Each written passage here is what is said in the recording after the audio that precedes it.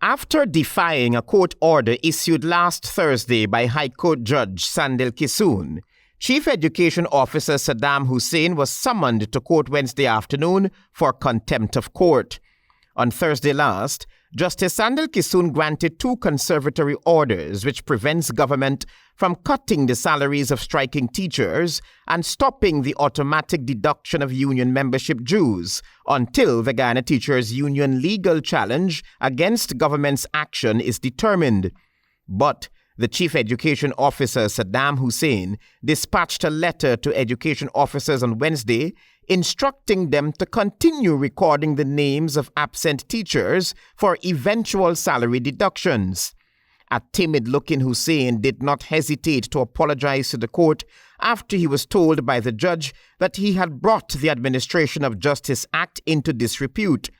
Hussain admitted that he should have properly consulted with the Attorney General before the memorandum was dispatched and that it was never his intention to disrespect the court. After vowing to rescind the memorandum, Justice Kisoon accepted the CEO's explanation. Attorney General Anil Nandalal, who made representation for Mr. Hussain, said that the judge's order will be enforced. Teachers who are absent from work will not be paid. Decision may not happen now, I don't know when it will happen, but that is the law. That is the law of this country. But in the meantime, as in compliance with the court order, the deductions are going to be halted. And I made that very clear. Mr. Nandalal admitted too that the circular dispatched by Mr. Saddam Hussain was poorly worded. Mr. Hussain accepted, I accepted that it was not worded in the manner that it should, the circular, and that we assure the judge that it's not the intention of the government of Guyana in these proceedings or in any proceedings to disobey court orders or to compromise the administration of justice. We respect the rule of law.